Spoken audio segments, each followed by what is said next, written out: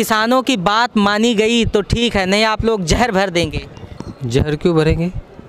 और कुछ बताएं, आंदोलन, किसान आंदोलन से संबंधित कुछ यादें हम चाहते हैं आप ताज़ा करें। यानी मैं जब किसान आंदोलन में था ना, तब हम जेल में भी जा चुके हैं, 15-15 दिन, एक महीना जेल, 1980 में और 1984 में। और जब गोली लगी तब मेरी शादी हुई थी। तब से आज तक मैं किसानों से जुड़ा हूँ। सरकारें भली बदली हैं लेकिन रवैया नहीं बदला। नहीं बदला। इस बार तो आप कांग्रेस के समर्थन कर रही है। नागनाथ और सांपनाथ के बीच कैसे? नहीं। तो आपको क्या लगता है कि इस आंदोलन से हल निकलेगा? 100% निकालना ही पड़ेगा। अगर हल नहीं निकलेगा तो ये जन आंदोलन बनेगा। आज गाजियाबाद बॉर्डर पर हमारे साथ बात करने के लिए अरुण कानेरे जी हैं और खेमराज कौर जी हैं। हम इनसे जानना चाहेंगे कि इनका कैसे आना हुआ किसान आंदोलन। जी बताएं। किसान आंदोलन जब शुरू हुआ यहाँ से 28 अक्टूबर को, 26 नवंबर को, वो दिन से हमें हमेशा हम टीवी पे या अखबारों में या सोशल मीडिया में उनका पढ़ते थे। मैं 1980 से किसान आंदोलन से जुड़ा हूँ। मेरी उम्र तब थी 22 साल और 23 साल में हमने एड्रेशन किया था, बॉम्बे आगरा रोड रोक दिया था। 7 दिन के लिए वो आगरा रोड बंद किया था। वहाँ पुलिस की फायरिंग हुई, फायरिंग में मैं जख्मी था, मेरे घुटने को गोली लगी थी। और मैं तब से शरद जोशी के साथ हम शेतकरी संगठन करके एक बड़ा संगठन खड़ा किया था महाराष्ट्र में, उनमें काम करते थे। और जब गोली लगी तब मेरी शादी हुई थी। तब से आज तक मैं किसानों से जुड़ा हूँ। किसानों की कोई समस्या हो, देश भर में हो या राज्य में, हम उसके लिए कहाँ भी जा सकते हैं। इसके वजह से ये आंदोलन में मैं आ गया। आपका कैसे आना हुआ दादाजी? देखिए, हम ये किसान प्रोटेस्ट है उस समय पहले से हम जुड़ा हूँ। मैं राष्ट्रीय किसान मजदूर महासंघ का प्रदेश उपाध्यक्ष हूँ महाराष्ट्र का। जब 26 नवंबर से जब ये आंदोलन घोषित हुआ वो तब से हम यहाँ हैं। और कुछ बताएं, आंदोलन, किसान आंदोलन से संबंधित कुछ यादें हम चाहते हैं आप ताज़ा करें। यानी मैं जब किसान आंदोलन में था ना, तब हम जेल में भी जा चुके हैं, 15-15 दिन, एक महीना जेल, 1980 में और 1984 में। ये कैसे हुआ? ये जब किसानों ने एडिटेशन किया था, पुलिस ने अटक कर ली। अटक किया तो 15 दिन का रिमांड दे दिया, जेल में भेज दिया। 141, 151, 307 ऐसे कलम लगा कि हमको भी भेज दिया था। तब कांग्रेस की सरकार थी, अब बीजेपी की सरकार है। इतना ही है।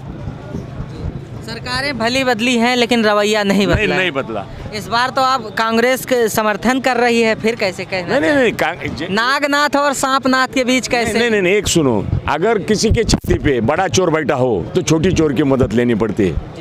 ये है बात। बड़ा चोर आज सत्ता में है तो बीजेपी है, कल सत्ता में कांग्रेस है तो कल बीजेपी भी हमको मदद करने आएगी। दोनों की सरकारों में आपकी अनदेखी हुई, आप ये मानते हैं? हाँ, सही में। अगर अनदेखी नहीं होती तो ये आंदोलन करने की जरूरत भी नहीं पड़ती। आप लोगों को कहीं भ्रमित तो नहीं किया जा रहा? नहीं। भ्रमित होने का कारण किसान कभी भ्रमित भी नहीं होता और नाराज भी नहीं होता। अगर मोदी सरकार ने, इसको मोदी सरकार बोलते, बीजेपी सरकार नहीं बोलते, इसका कारण है कि बीजेपी की सुनवाई नहीं जा सकती। और मोदी सरकार ने अगर कुछ दिया भी नहीं तो भी लोग भ्रमित नहीं होंगे। देखेंगे क्या करना है। हम थकते नहीं क्योंकि हम हल चलाते। हल चलाने की वजह से हमको थकने का कारण नहीं। हल के पीछे दिन भर कितना किलोमीटर होता हमको भी नहीं मालूम पड़ता। ये थकने का कारण नहीं, भ्रमित होने का कारण नहीं। और हमने हल भी चलाया है। तो आपको क्या लगता है कि इस आंदोलन से हल निकलेगा? 100% निकालना ही पड़ेगा। अगर हल नहीं निकलेगा तो ये जन आंदोलन बनेगा और जन आंदोलन बनने की तैयारी में है। लेकिन टिकैत जी की सबर मैंने देखी है। नहीं तो आज ही बोले टिकैत जी की अपोजिट पार्टी के लोग और संगठन के लोग यहाँ आ जाए तो यहाँ तुमको धरना देने की जरूरत नहीं पड़ेगी, या इतना सैलाब उमड़ जाएगा। और तुम आज भी देख रहे कि लोग कितने आ रहे हैं। खाली ये आंदोलन गिर गया था, सरकार ने दमन नीति से दबाया था लेकिन दबा नहीं। इसका कारण है कि लोगों ने खुश होकर आंदोलन में भाग लिया था। किसी के कहने पे नहीं लोग आए। हम क्या टिकैत जी के आमंत्रण पे या युद्धवीर सिंह जी के आमंत्रण पे यहाँ नहीं आए। हम किसान हैं, किसान को किसान की दुख समझता है, इसके वजह से हम आए। आगे की बात ऐसे कि अगर ये नहीं करेंगे कुछ तो किसान के बच्चे करेंगे। सरकार की माने तो आप लोगों की बेहतरी के लिए बहुत बढ़िया कानून बनाया था। क्या कानून बनाया है? मैं सरकार को पूछना चाहता हूँ कि तीनों कानूनों में क्या बढ़िया है। जैसा कुटुंब नियोजन का मालूम है ना कि फैमिली प्लानिंग का हर गांव में लगा देते, हम दो हमारे दो, वैसा उसने बोर्ड बनाना चाहिए कि ये कानून में ये अच्छा है। क्या पर्यावरण के बोर्ड बनाते ये कानून में अच्छा है, ये बनाना चाहिए। वो बोलते नहीं, अच्छे खाली अच्छे। मोदी जी ने 2 बार भाषण किया ये कानून के ऊपर, क्या अच्छा बताया कि ये कानून से अच्छा हो। अभी वो बोलते कि किसानों की आय नहीं बढ़ेगी, किसानों कृषि का वैश्वीकरण नहीं होगा, क्या एमएसपी पे तो ख़त्म ही नहीं करेंगे एमएसपी, और आप लोग एक राज्य से दूसरे राज्य में अपनी फसलें बेच सकेंगे, ये कहाँ तक सही है? 1 मिनट सुनो, पहले ये भी कानून था। मैं मेरी एपीएमसी का 10 बरस डायरेक्टर था और 2 बरस चेयरमैन होगा था, मुझे मालूम है वहाँ क्या होता है। ऐसा एमएसपी के बारे में बोलने का कारण है कि मैक्सिमम सपोर्ट प्राइस ये गवर्नमेंट तय करती है, और किसान क्या बोल रहा है कि वो मैक्सिमम सपोर्ट प्राइस अगर किसानों को दिया जाए उसका कायदेशीर जामा, उसको अमली जामा पहनाया जाए, और उसके बारे में अगर किसको तकरार होगी व्यापारी के बारे में, उसके बारे में कोर्ट की राय ले जाए। अभी कोर्ट में भी क्या क्या होता है, सुप्रीम कोर्ट के वकील ने अभी यहाँ बताया। लेकिन अगर उसको कायदेशीर रीत्या जैसे बिल पास कर दे, वैसे राष्ट्रपति की मोहर लगाए दे कि हो गया काम। और मैक्सिमम सपोर्ट प्राइस नहीं मांग रहे हम, मैक्सिमम सरकार देती वो सपोर्ट प्राइस हम मांग रहे, दूसरा कुछ मांग रहे हैं किसान। और सपोर्ट प्राइस देगा तो अडानी अंबानी जो खरीदेंगे वो मैं भी खरीदूंगा। उसके बाद लोग बोलेंगे ये डर रहे किसानों को पैसा देने के लिए, क्यों डरते हैं? हिंदुस्तान ऐसा एक देश है कि जग में 3 प्रकार के वर्ल्ड में 3 प्रकार के देश होते हैं। वो उत्पादन खर्चे पे भाव देते हैं, कोई उत्पादन खर्चा के बराबर ही भाव देते हैं, कोई उत्पादन खर्चे से कम ही भाव देते हैं, कोई देश कंट्री उत्पादन खर्चे से ज़्यादा भाव देते हैं। इसके वजह से वो देशों में 5%, 7%, 10% तक किसानी है। आपने यहाँ में 65, 67 तक किसानी है, तो हम कैसे करें? अगर उस देश में उत्पादन खर्चा जब माल बिका जाता है तब उसका उत्पादन खर्चा निकाल के 10% देने का, 30% देने का, 60% देने का वो सरकार तय करते हैं। उसके खाते में वो पहले जमा होते, वो फिर माल मार्केट में बेचने जाता है। या तो वैसा नहीं, हम गए तो वहाँ 0 भी लेके आते। आज़ादपुर मंडी में हम 2-4 बार हमारे अंगूर छोड़ के निकल गए थे यहाँ से, हम कैसे गए होंगे घर? तो आपको क्या लगता है कि आपके आंदोलन से हल निकल आएगा? हल आंदोलन करना हमारा काम है, हल निकालना सरकार का काम है। अगर सरकार हल नहीं निकालेंगे तो उसका हल हो जाएगा। हल मीन्स तो जहर हो जाएगा। जहर हुआ तो क्या होगा?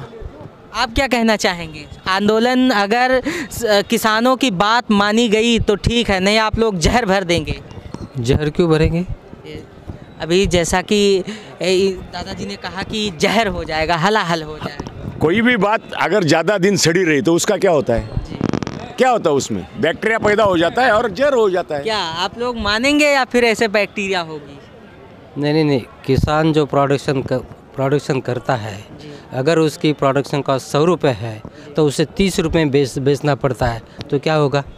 अगर आप चैनल चलाते हो, किसी पास सर्विस करते हो, आपका पैकेज 50,000 है, 1 लाख है, अगर आप मालिक आपको पगार ही नहीं देता है, 1 लाख का पैकेज होते तो 25,000 देंगे, तो आप सर्विस करेंगे, प्रोडक्शन करेंगे?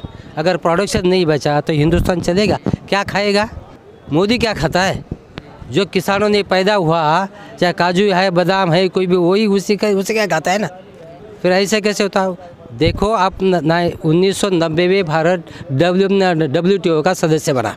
WTO में 167 कंट्रीज़ है, उसमें से भारत 90 में सदस्य बना।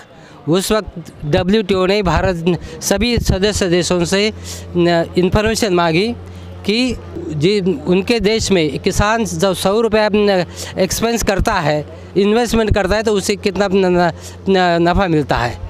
इसलिए जापान सरकार ने बताया कि जापानी किसान को 100 रुपया में उसने इन्वेस्टमेंट किया तो उनको 190 रुपये मिलता है।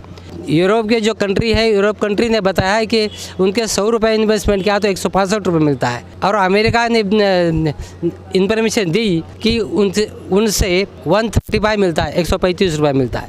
उस वक्त अपने